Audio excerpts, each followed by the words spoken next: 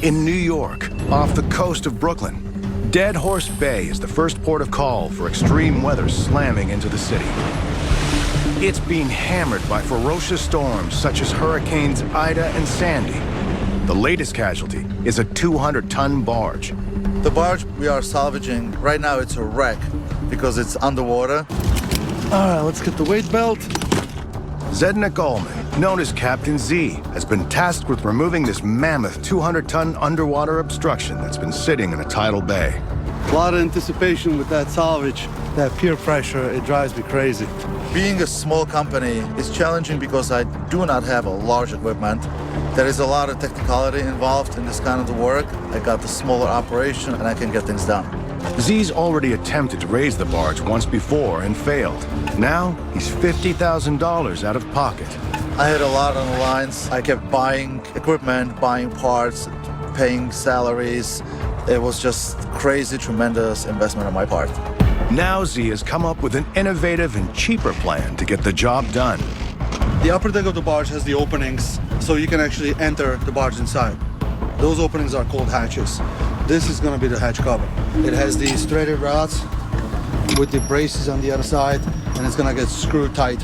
Once the hatch is installed, these will get connected with the hose to the pumps up top. Over here, very important port, the air intake or the snorkel. It's a nice float. The barge is secured by spuds, steel poles that anchor it in place. Z has built wooden hatches that will be sealed onto openings in the barge's compartments. Pumps will then suck the water out through hoses connected to the hatches. Then, the barge should float to the surface. But the whole salvage operation depends on the winter low tide due in under a month. The low tide had to be one of the lowest tides in a year. We only have two, and they happen during the winter. So we can't miss it. We gotta be like ready, ready, ready. Today, Z needs to fit the first hatch, but the water temperature is only 42 degrees. So because I'm spoiled, this is my heated vest. It's gonna keep me nice and warm. We actually had to make platforms on the water so we can work right next to the wreck. We cannot just be swimming in the water. The hatch is so buoyant that Z needs to attach cinder blocks to make it sink below the surface. The hatches needs to be installed on every access compartment to the barge. Now we're gonna basically drop it and go for it. Don't get caught on lines. We still need to add more weight to it to make it sink. Z was expecting the hatch would sink with the weight of the blocks, but his plan is not working. The whole operation depends on fitting the hatches, so he needs to find a solution. He adds more cinder blocks to help weigh it down. Just tie it off, tie it off. It doesn't have to be tight. Just like hang it off, okay? Just cut the line.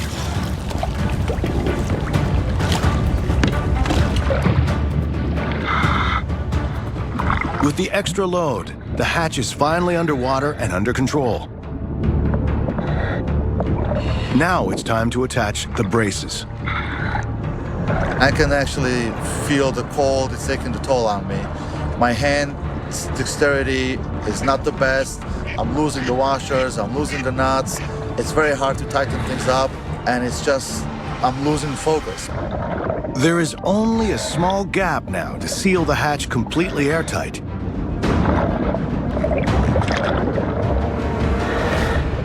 The first hatch is successfully fitted into position, but there are still 5 more to go. All right, so the hatch is in. When I finally got the hatch into the place, it was just very rewarding. It was just perfect, 100% watertight. I'm like, you know what, man? This is gonna work. But there's still a lot of work to do, and Z can't afford to fail. The barge must be ready to be raised on the lunar low tide in 4 weeks' time. In New York, in Dead Horse Bay, the big salvage day has arrived for Captain Z. It's been 4 weeks since the hatches were fitted. Now Z needs to raise the 200-ton beast of a barge from the bottom of the marina. But a winter storm hit 24 hours ago and has brought with it freezing cold working conditions. The operation actually is taking place during one of the coldest days in the whole winter. But in 3 hours' time, the lunar tide will be at its lowest level to raise the vessel, so it's now or never. These pumps, they can only lift the water to about 26 feet. So for that reason, we need the lowest possible tide to be closer to the sunken wreck. The pumps are most effective when the tide drops to its lowest point, bringing them closer to the barge for more pumping power. Then, they'll suck the water out of the 6 compartments, whilst floating snorkels will fill the space with air. Then the barge should float to the surface. Z has already sunk $50,000 of his own money into this salvage, and he can't afford for it to fail. Good luck. All right, thank you. All 6 hatches have been successfully installed, but Z needs to make sure every single one is airtight. So each hatch has 3 hoses, so 3 pumps. The hatches are secured, but as well as managing all the equipment underwater, Z also has to direct the crew on the surface. Don't grab anything. Get the hoses first. So you got 3, right? The gas-powered dewatering pumps have a 6.5 horsepower engine that can pump 290 gallons per minute. Z monitors the level of water from each compartment by listening and looking inside the snorkels connected to them. With this information, he can then fine-tune each pump to dewater the barge evenly. As the water gets pumped out, the snorkel introduces the air inside to the barge. The air inside of the wreck will actually give us the buoyancy. But the water level in the right back compartment is not going down. All right, let's go. We really had a problem with the back corner of the barge. We couldn't pump with the pump, so we were battling that end of the barge. Z suspects there may be a hole letting water into the compartment and wants to try a new technique. I designed a very powerful blower, and for that one particular hatch, I introduced the blower from the top of the hatch inside to actually push the water out of the barge through the bottom. We are pumping the air into the barge, and in the floor there is a big hole, so it's slowly displacing the water out of that hole. That blower actually proved to be so important to save the day. Crisis averted. Finally, the 200-ton behemoth barge is starting to emerge. But it still contains a lot of water, and with only 40 minutes left of the low tide, they will need to pull out all the stops to get the barge home and dry. In New York, in Dead Horse Bay, Captain Z and his team are still battling to raise the 200-ton barge. Low tide stays for about 40 minutes. And then this bay, it's getting literally flooded. It gets flooded so fast. So my fear is that we'll actually be able to get more water out than what's coming in. And within that golden hour and a half, the barge's gonna come up.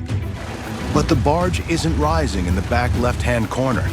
Hey, Captain Z, you gotta start this side. You got too much water there. That corner's not coming up for some reason. Okay, I'll go check. Right now, that corner is out of the water, this corner is out of the water, that corner is out of the water. We're still pumping the back corner there. Well, this barge is old, so there's water shifting all the way in the barge from spot to spot. So when you take water out of part of the barge, it will go in a different direction again. So the trick is to find the right spot, the right place to do the right kind of pumping. They need to quickly fire up another pump, or the 200-ton barge could flip over. The way we have the pump set up, it's actually to keep in the balance of the barge. It's very important not to flip the barge over side to side. One side could be filled with water, one side could be filled with air, meaning one side is lighter, one side is heavier. And if the difference is too big, then the barge can actually flip over and game over. Bring the hose. So we're adding one extra pump on that side. So there is one extra hose. So we can keep the barge in balance and keep pumping it. It's all hands on deck to try and empty the water at the same rate across all 6 compartments to keep the barge level.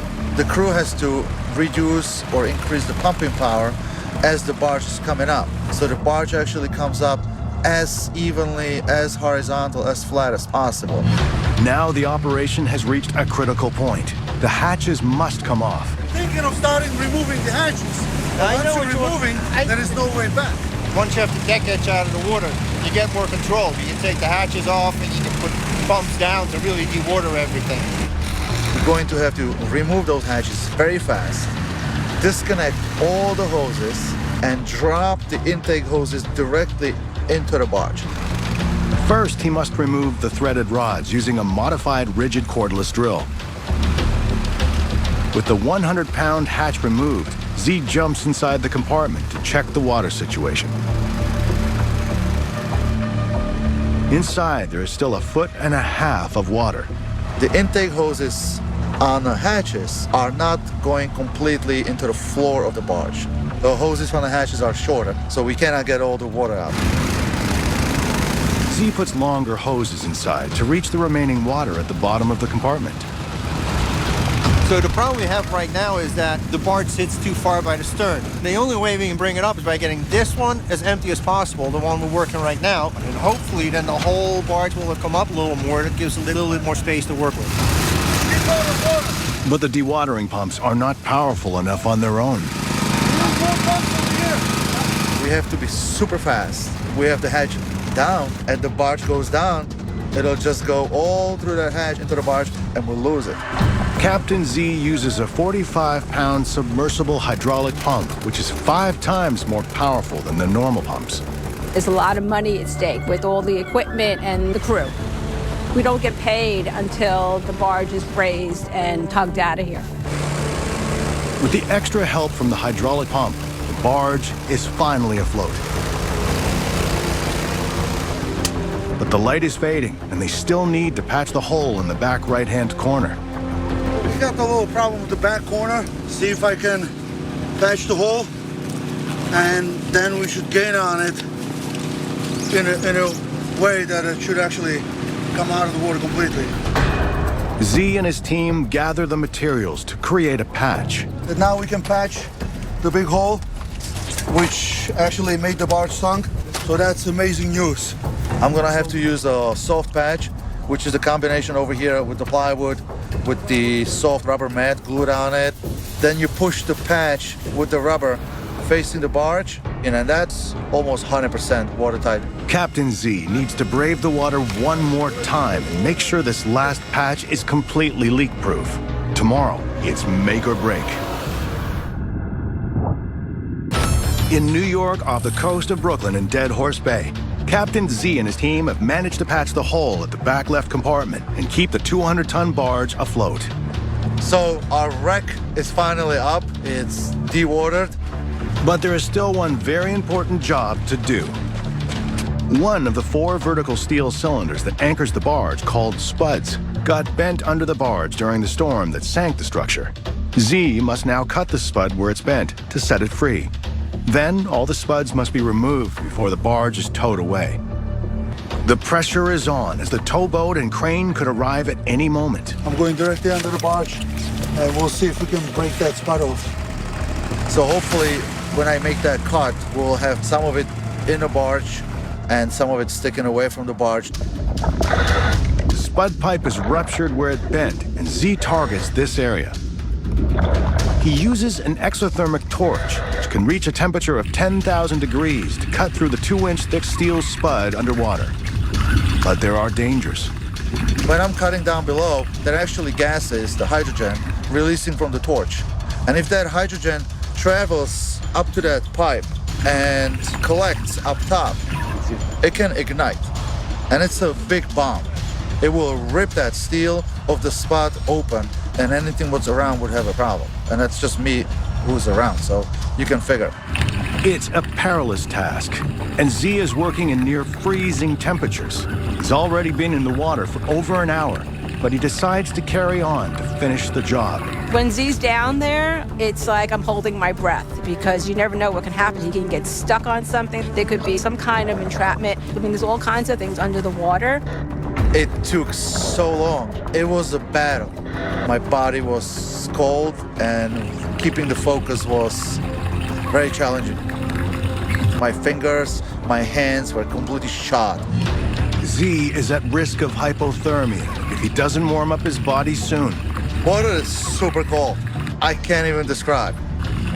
All my work has to end, and I'm coming up.